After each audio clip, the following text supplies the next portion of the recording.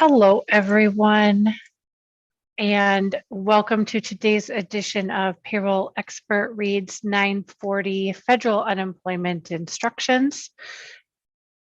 We did a poll today in the Payroll Solutions community for accounting professionals, and this was the form instructions that everybody wanted.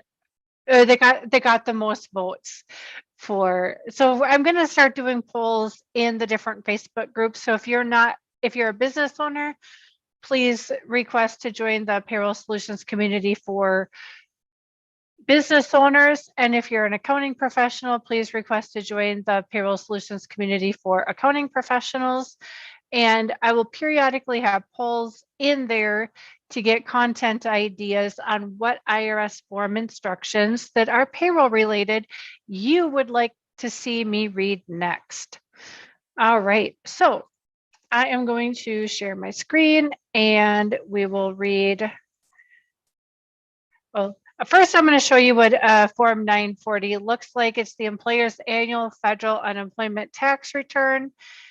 And, just like normal, you put in the employer identification number, name, address, and check if it's what type of a return it is, and then tell us about the return, determine the FUTA tax, determine your adjustments, determine your FUTA tax and balance due, and how much was incurred in each quarter, and the third-party designee. Authorized representative signs this part under penalty of perjury, and a paid preparer signs. And it depends on, this whole part with the signatures all depends on who is doing your payroll, if they're authorized signer, and all that. We'll get into that a little bit in another video. But the 2021 instructions for Form 940, Employer's Annual Federal Unemployment Return, or FUTA. Section references are to the Internal Revenue Code unless otherwise noted. Future developments. For the latest information about developments related to the Form 940 and instructions such as legislation enacted after they were published, go to IRS.gov /Form 940. And on another video, I'll be going through the IRS website. I'm just not going to be doing that today. What's new?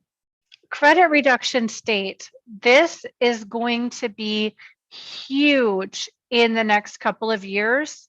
Right now, there's only the US Virgin Islands is the only credit reduction state currently, but with all of the CARES Act legislation, the additional unemployment, and all of that stuff, we are going to be seeing a huge increase in credit reduction states.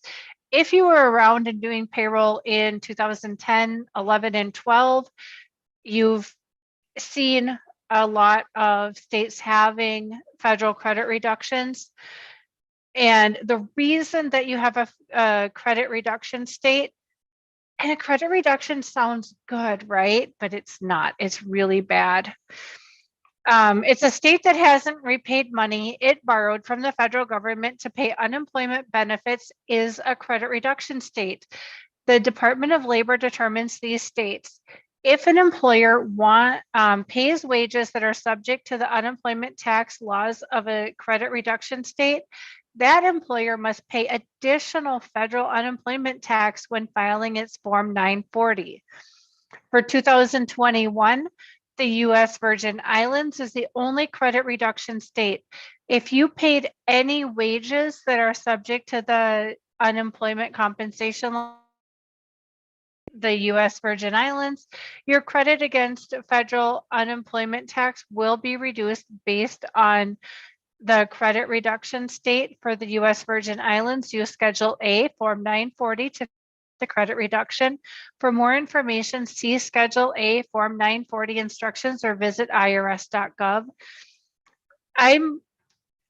I'm going to be doing several videos in the coming months and years on credit reduction states, and with history and all of that.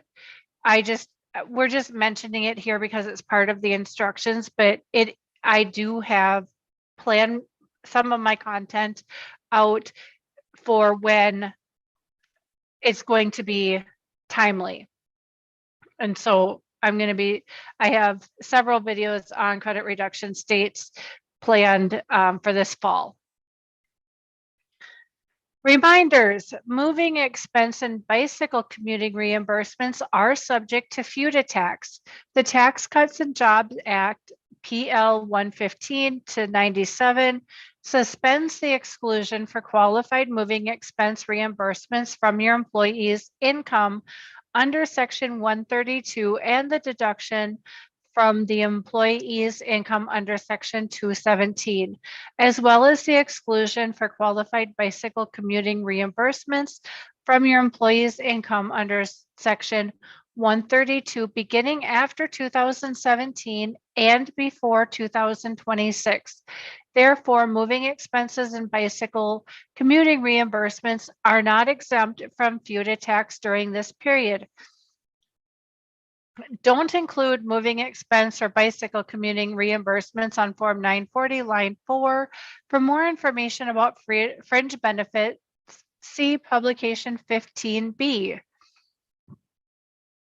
Certification programs for professional employer organizations, or PEOs. The Stephen Beck Jr. Achieving a Better Life Experience Act of 2014 required the IRS to establish a voluntary certification program for PEOs. PEOs handle various payroll, administrative, and tax reporting responsibility for their business clients and are typically paid a fee based on payroll cost. To become and remain certified under the certification program, certified professional employer organizations, CPEOs, must meet various requirements described in sections 3511 and 7705 and related published guidance. Certification as a CPEO may affect the employment tax liabilities of both the CPEO and its customers. A CPEO is generally treated for employment tax purposes as the employer of any individual who performs services for a customer of the CPEO and is covered by a contract described in section 7705E2 between the CPEO and the customer, but only for wages and other compensation paid to the individual by the CPEO. To become a CPEO, the organization must apply through the IRS online registration system. For more information or to apply to become a CPEO, visit the IRS website at IRS.gov/CPEO. For wages paid to a worksite employee, a CPEO is eligible for the credit for the state unemployment tax paid to a state unemployment fund, whether the CPEO or a customer of the CPEO made the contribution. In addition, a CPEO is allowed the additional credit of the CPEO is permitted under state law to collect and remit contributions to the state employment fund with respect to a worksite employee. For more information on the credit, follow this link later. CPEOs must generally file a Form 940 and Schedule R Form 940 allocation schedule for aggregate Form 940 filers electronically. For more information about a CPEO's requirement to file electronically, see Rev Proc 2017-14, 2017-3, IRB 426, available at the IRS website. Outsourcing payroll duties. Generally, As an employer, you're responsible to ensure the tax returns are filed and deposits and payments are made, even if you contract with a third party to perform these acts. You remain responsible if the third party fails to perform any required action. Before you choose to outsource any of your payroll and related tax duties, that is withholding, reporting, and paying over Social Security, Medicare, FUTA, and income taxes, to a third-party payer, such as a payroll service provider or reporting agent, go to IRS.gov outsourcing payroll duties for helpful information on this topic. So I want to just talk a little bit about the paragraph that I just read. So what it's saying is that even if the business owner outsources all of its payroll, and so the payroll, the reporting, the payments, all of that, even if that's all outsourced to a third-party payroll company or software or whatever the case may be, the business owner is still responsible to make sure that the returns and the payments get made and on time and correct, and that they're correct.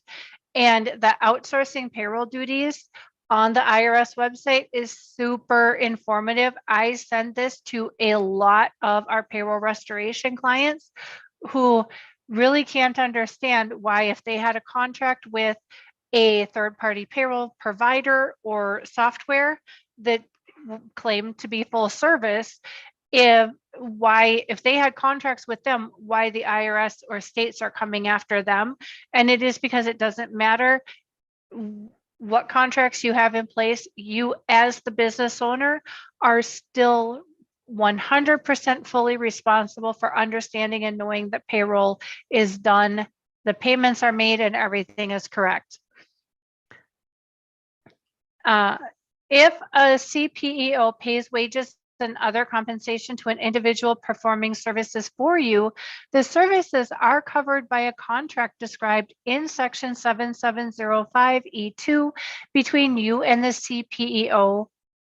Then the CPEO is generally treated for employment tax purposes as the employer, but only for wages and other compensation paid to an individual by the CPEO.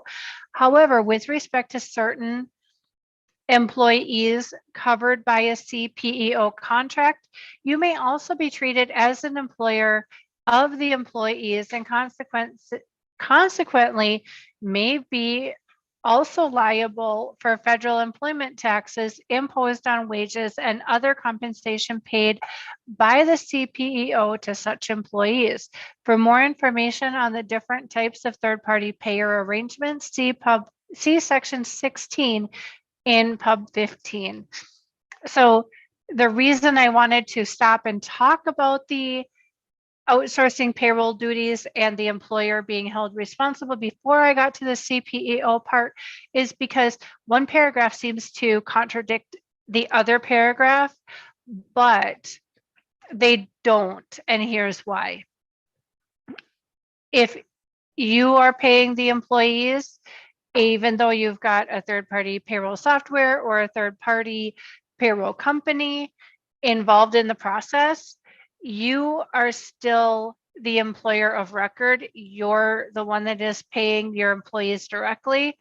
And with a professional employer organization, they're still your employees, kind of. With a PEO, the PEO pays your employees and you are able to take advantage of group health insurance policies and other benefits that you might not be eligible for on your own.